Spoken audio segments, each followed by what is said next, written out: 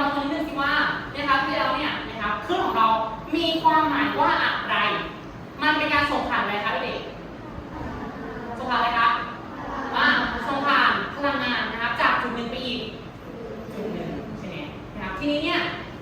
การที่เนี่ยมันเคลื่อนที่ยังไงนะครูจำไม่ได้นะครับเดี๋ยวขออาสาสมัครมาทำเป็นคลื่นครูดูหน่อยครับอาสาสมัครใครก็ได้โอเคนะครับทีนี้คลื่นของเราพร้อมแล้วนะครับคุณพร้อมไหมพร้อมแล้วคุณ3 2 1แล้วก็เป็นคลื่นมันอีกนะครับโอเคนะครับอันนี้คือคลื่นอะไรคะเด็กคลื่นมโนของเราใช่ไหมซึ่งคลื่นของเราเนี่ยตัวกลางของคลื่นของเราคืออะไรคืออะไรครับคือโคนเดลนะครับซึ่งคลื่นของเราเคลื่อนที่ไปเนี่ยคนของเราได้เคลื่อนที่ตามไหมไม่เคลื่อนที่ตามนะครับไม่ดังนั้นเนี่ยคลื่นนะครับตัวกลางของคลื่นเนี่ยนะครับเคลื่อนที่ไปตามคลื่นไหมไม่นะครับไม่ได้เคลื่อนที่เนาะโอเคนะครับปรบมือให้คลื่นของเราหน่อยจ้า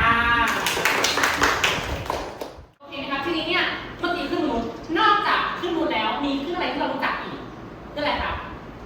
เดี๋ยวกันตอบคลื่นอะไรครับคลื่นน้ำคลื่นสปริงคลื่นเสียงคลื่นไส้ใช่ไหมไม่ใช่มันคืออากาศนะครับไม่ใช่การเคลื่อนที่นะครับของตัวเราโอเคทีนี้นะครับคุณครูมีวิดีโอให้พวกเราดูนะครับซึ่งครูเจมมาจาก AI เนาะมีตัวช่วยของครูนะครับว่าจากวิดีโอนี้นะครับเครื่องของเราเนี่ยมีการเคลื่อนที่ประมาณไหนบ้างเราไปเด็กชมเนาะหลังจากชมวิดีโอคุณค่ะคุณค่ะนะคะ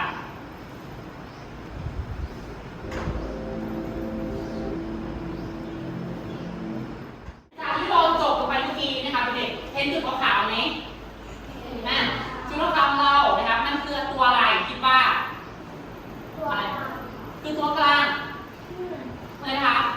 คลื่นนะครับคำตอบมี2 อันเนาะแต่คำตอบที่ถูกต้องนะคะมันคือตัวกลางนะตัวจุดของคำตอบนี้คือตัวกลางทีนี้จากที่เราดูเมื่อกี้เนี่ยนะครับมันมีการเคลื่อนที่แบบไหนบ้างรูปร่างลักษณะการเคลื่อนที่แบบไหนบ้างขึ้นลงซ้ายขวาขึ้นลงเหมือนกันนะครับที่เราดูนะสิ่งถัดไปนะครับที่เราจะทำกันที่เราดูวิดีโอเมื่อกี้นะครับวันนี้เราทำอะไรกันบ้างนะครับ1นะครับเราจะเป็นนักถอดรหัสคลื่นว่าคลื่นของเราเนี่ยนะครับมันมีการเคลื่อนที่ยังไงจากที่เราดูวิดีโอ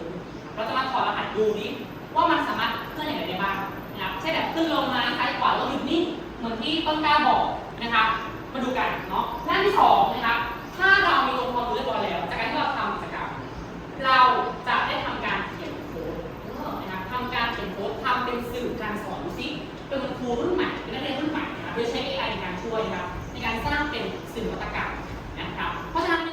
ทีนี้ถัดไปนะครับครูจะมีกิจกรรมให้พวกเราทำนะครับเป็นนักถอดรหัสคลื่นเนาะก็ต้องมีอุปกรณ์ในการเป็นนักถอดรหัสนะครับสิ่งหนึ่งนะครับที่เราจะได้ทำสิ่งที่1เนาะคือใบกิจกรรมของเรานะครับว่าเครื่องเราเนี่ยมีการเคลื่อนที่อย่างไรบ้างนะครับมาดูกันนะซึ่งเราจะมีตัวช่วยในการใช้นะครับนี่คืออะไร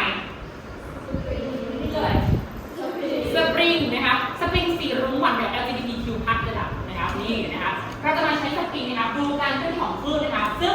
มีให้อยู่2 แบบนะครับให้เราทำกันซิว่ามันจะเคลื่อนที่ยังไงบ้างนะครับดู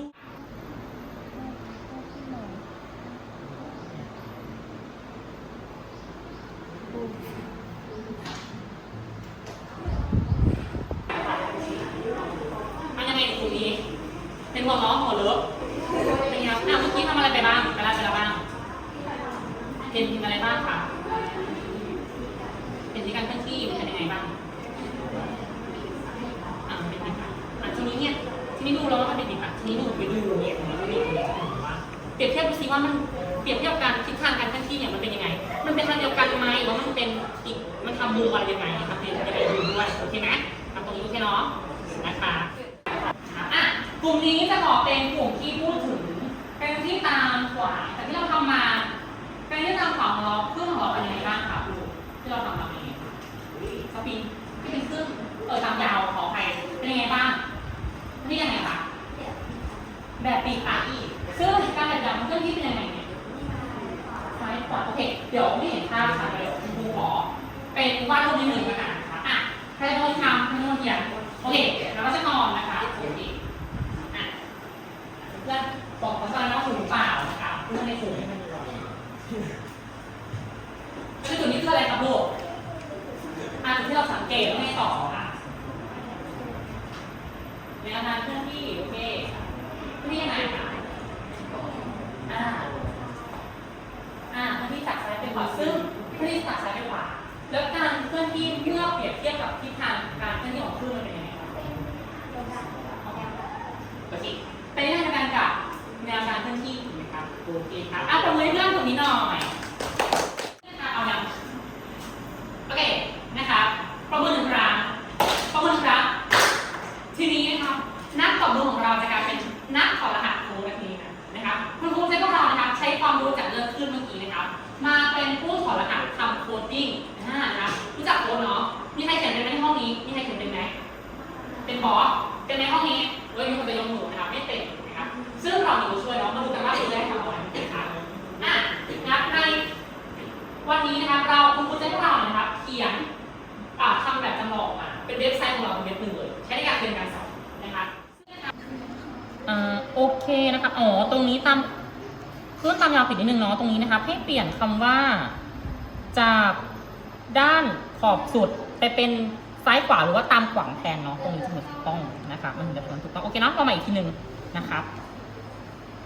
กลุ่มนี้นะครับเรียบร้อยดีไหมได้กี่ครึ่งคะได้แค่1 ครึ่งหรอนี่ไง2 ครึ่งค่ะ2 ครึ่งเนาะซึ่งทีนี้เนี่ยเหมือนกับในวิดีโอไหมนะครับวิดีโอเห็นไหมนะครับถูกต้องนะครับกลุ่มนี้ที่โค้ดเจนจากแอปไหนคะเนี่ยโอเคเจนไหนโอเคถูกต้องนะครับประเมินนะครับทีนี้เรานำโค้ดเป็นสื่อ simulation นะครับคือการสอนเราสามารถนำข้อมูลโค้ดไปใช้กับเรื่องอื่นได้อีกไหมกับโค้ดเรื่องอะไรได้อีกโค้ดเป็นหุ่นยนต์ใช่ไหมครับหุ่นยนต์กำลังจะมาใช่ไหมครับก็ใช้ในการเขียนหุ่นยนต์ได้นะครับมีอะไรอีกไหมมีเว็บไซต์กับมีบัญชีนะคะมีบัญชีเนาะเว็บไซต์มีเว็บไซต์อะไรได้บ้างใช้แล้วทำบอกเองใช่ไหมครับเราถูกไม่ได้เราได้เรียนมาให้ไอช่วยนิดหนึ่งนะครับในการเขียนเนาะหรือว่าจะเป็นการเขียนบัญชีใช่ไหมคะแต่ละรายจ่ายให้มันเขียนได้ง่ายมากขึ้นเนาะอันนี้ก็จะเป็นความรู้ที่เราจะได้นำไปใช้ประยุกต์ในชีวิตประจำวันในอนาคตถัดไปของเด็กๆเนาะก็หวังว่าเราจะได้ใช้ในเรื่องของโคดดิ้งนะครับแล้วก็เรื่องของความยาวขอให้ครับขึ้นนะครับตามยาวตามขวางของด้วยเนาะในตัวถัดไปก็จะ